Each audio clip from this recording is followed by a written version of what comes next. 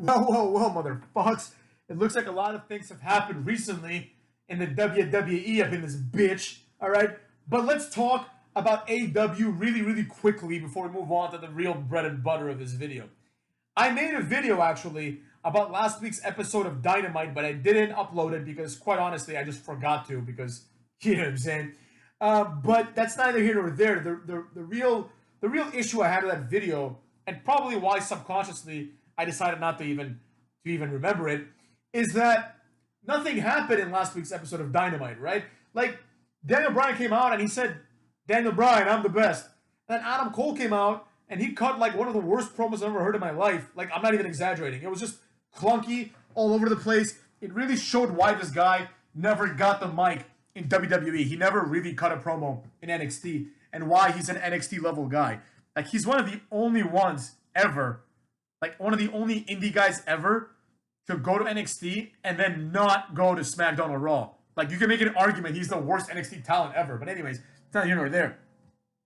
The show was a complete mess. You know, we had like a Dante Martin match. Like, they keep trying to like make this guy a big deal. It's never gonna happen. But whatever, right? The show was shit. So I'm thinking to myself, all right, WWE needs to still kind of counter program and show that they have like cool things to look forward to. And what do they give us? A moment they think that we all want, and a moment that some of us probably do want. Big E is champion, motherfucks. Big E. Big E, I like Big E. I like the kid, I always have, but I will say this. Big E is buried, motherfucks. He is already buried, in my opinion. Big E will never become the giant star that people may have thought he was going to be, like, what, 8 years ago. He's been around for a fucking long time, motherfucks. He's been with the company for like 10 years. You know? If you count his NXT days up in this bitch. But the thing about Big E is really quite simple. Why he sucks is very obvious. It's very self-evident. Wow, he's been with WWE for 12 years up in this bitch. Anyways, Big E, the whole thing about Big E, in my opinion, is that Big E debuted. He was like obviously a guy that had substantial size, you know, width-wise. He's only like 5'11", but whatever, you know. He's obviously a big, strong guy. The issue I have with Big E, beyond this, is really quite simple. Being a wrestler for 10 years and accomplishing virtually nothing as a singles guy is a method of burial, motherfucks. Think about it. Who are the stars of today, right? Or who are the stars of yesterday? And how many of them were jobbers first? Virtually none of them. The Rock came in, even before he became The Rock, when he was Rocky Maivia, The Rock was still a winner. He was out there destroying motherfucks. Then he got his ass beat a few times. Then he became The Rock. And it was clear that The Rock was going to go straight to the top. I'm not saying that The Rock has to be pushed to the top within a week of debuting. You know, he needs to progressively move up the card, which is what he did. He even lost to Ken Shamrock at King of the Ring, you know what I mean? Like, which was like a big deal.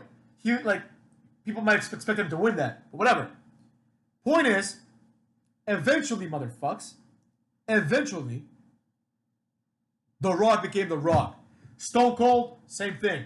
It took some time to find his character, but he was always like a mid-carder or like an awesome guy, or presented as an awesome guy pretty much throughout his entire career in WWE. Also, he was much younger, so he didn't have to take 10 years. It didn't take 10 years, is the point. More importantly, though, look at every other guy. Forget about Stone Cold and The Rock, because they're outliers. Look at, let's say, Roman Reigns, or John Cena, or Orton, or Lesnar, right? Or Batista. All 5 of the people that I just mentioned, sure, some of them lost a match here and there. You know what I'm saying? Randy Orton wasn't Randy Orton, like, right off the bat. First, he was the blue chip athlete, Randy Orton, you know? Eventually, he joined Evolution, and that's when he became like Randy Orton. But it did not take long, motherfucks. I mean, Randy Orton obviously is the youngest world champion in WWE history, so of course it didn't take long for him.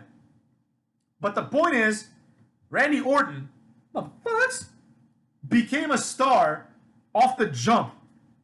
John Cena became a star basically off the jump. In like 2 years, he was WWE champion.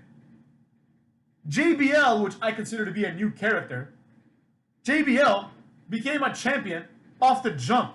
Now I know, oh, Bradshaw was around for a long time. Not the same thing, motherfuckers. Not the same thing. JBL is an entirely different character.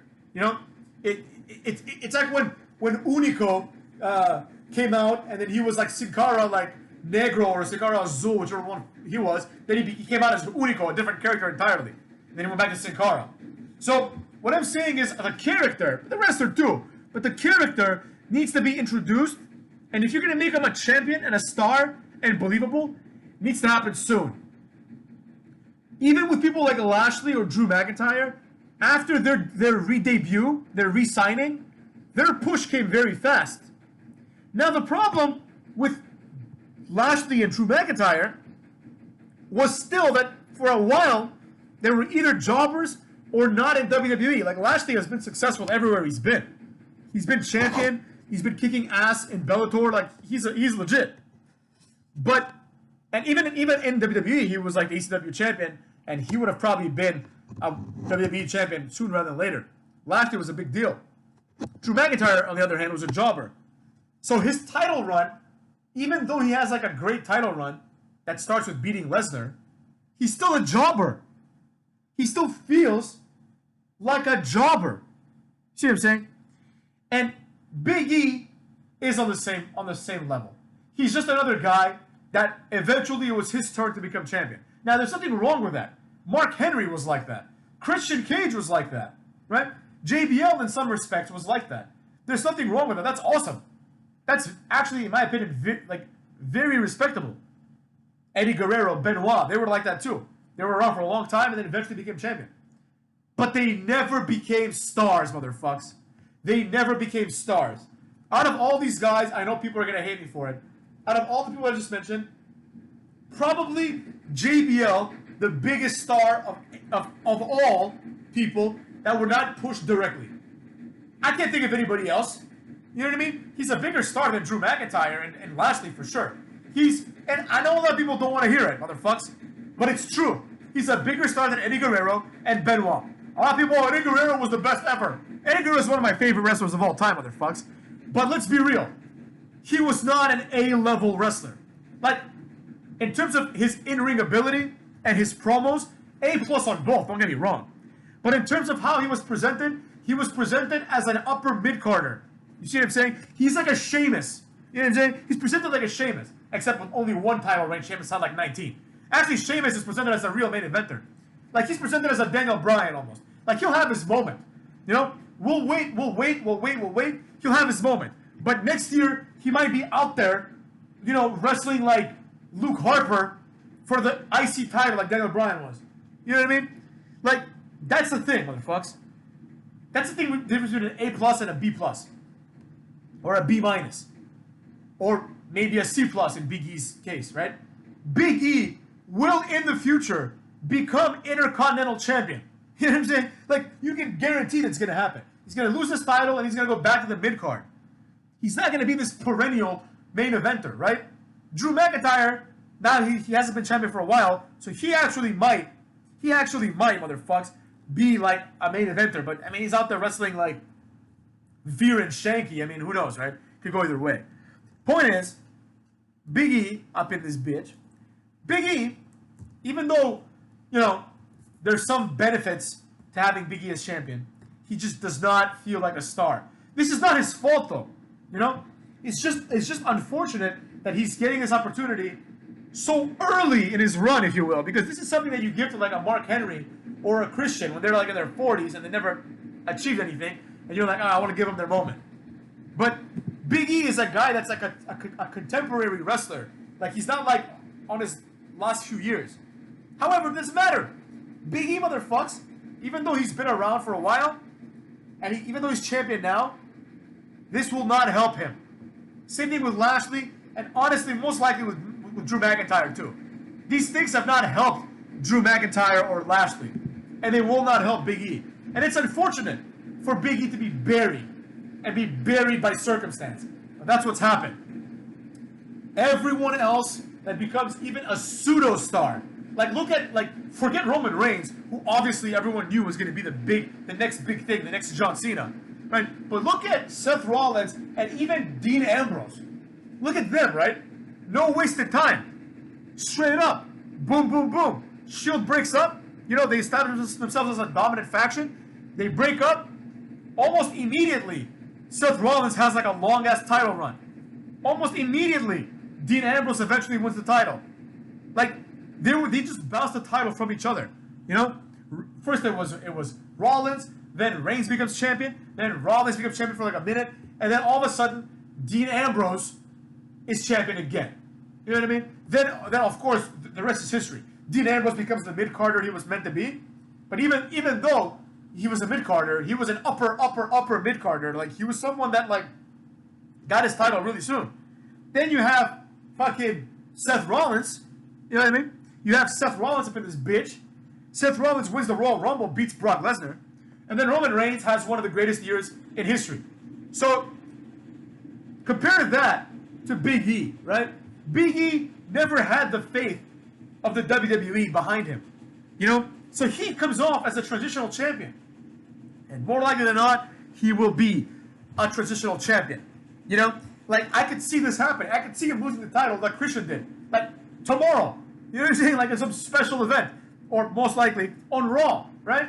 Or, honestly, most likely, at the next real pay-per-view. Not if he wrestles like Orton or something like that. But if he wrestles a real challenger, he's probably going to lose it. You know? And if he doesn't, it'll be meaningless. He'll have like 3-4 month title reign, no one will care. However, motherfucks, the hater is always thinking, and he has come up with a good way to book this motherfucker. And book him in a way where he could actually have an impact. You know? It's a really simple booking decision I think they should make, but one that they probably won't. You take Big E on Raw. He's not going to be on SmackDown at all anymore, obviously, right? He comes out on Raw with a New Day. He cheers himself on. The New Day lift him up. You know what I mean? And then Big E turns heel, motherfucks. He turns heel and just destroys both of these motherfucks. That's one way. And in saying this, I thought of another way. Kofi and Xavier hold him up on their shoulders, right? So he can celebrate. Then they electric chair drop his ass right from the back. And they turn on him. How sick would that be, motherfucks? They are angry that Big E left them, went to SmackDown, and now is back. What the fuck is that all about, Big E, huh? That's how they should do it. Obviously, more likely than that is that they're going to just have the New Day continue doing the New Day thing, which has been stale for like 9-10 years now, even though it's been going on for like 5 years. So there you have it. That's how I would do it. Big E, good for him. Congrats to Big E. I like Big E. I'm happy he got his moment. But unfortunately, I don't see this going anywhere good. So with that being said, motherfuckers, take care of yourselves and go get fucked.